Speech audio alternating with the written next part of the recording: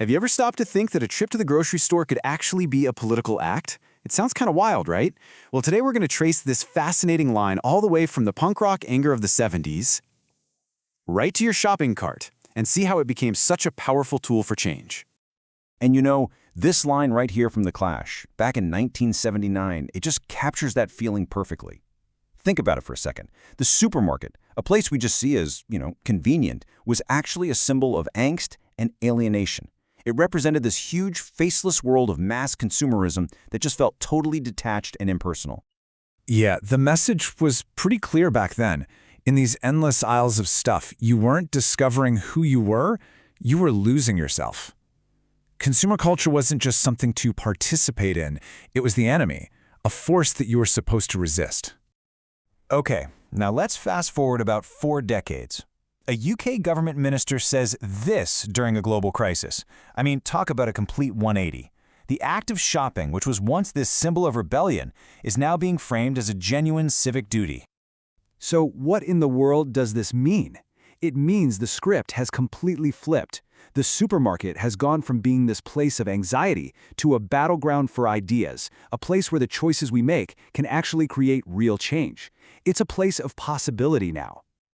So the big question is, how did this massive shift happen in just 40 years? How did we get from A to B? When did the humble shopping cart get so powerful? Well, let's dig in.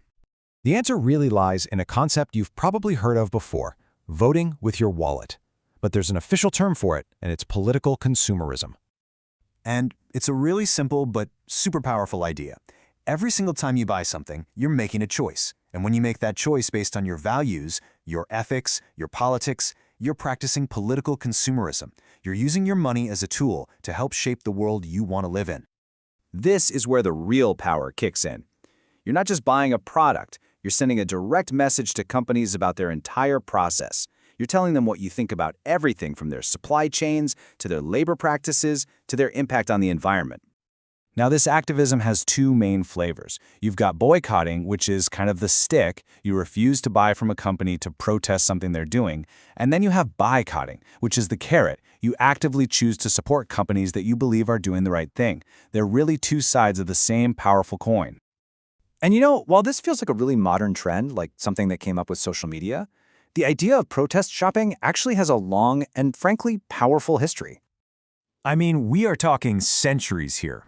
The Boston Tea Party in 1773, that was a massive protest against British goods. And the word boycott itself, it actually comes from a real person, Captain Boycott, an Irish land agent who was protested way back in 1880.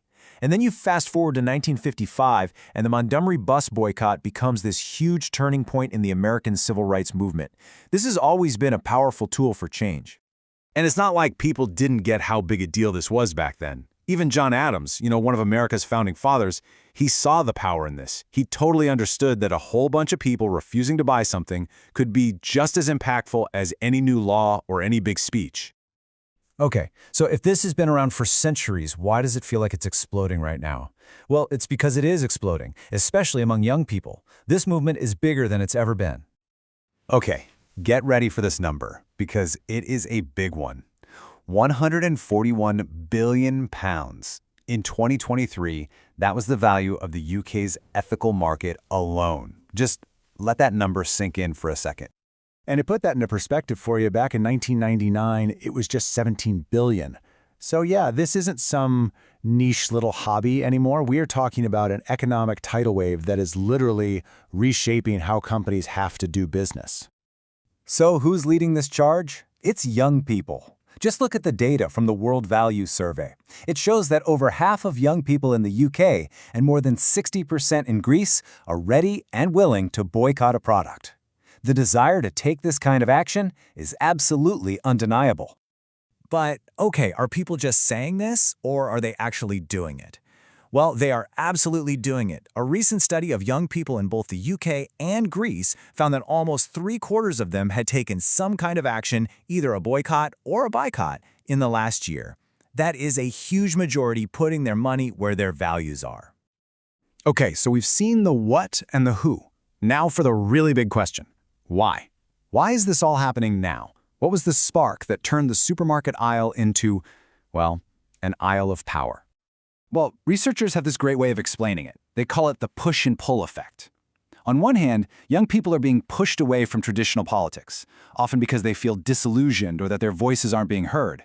And on the other hand, they're being pulled towards consumer activism because they see the market as a real place where they can make a genuine difference. And just like that, we've come full circle, right back to the clash in that supermarket. What was once a symbol of alienation has become a site of empowerment. We've shifted from just being passive consumers to taking conscious, consistent action. It's no longer a place where you lose your identity, but a place where you can actually forge a new one. So, the next time you're pushing a cart down an aisle, just remember this. That shopping cart, it's a ballot box. Every single item you choose to put in it is a vote for the kind of world you want to live in. So the real question is, what will your vote say?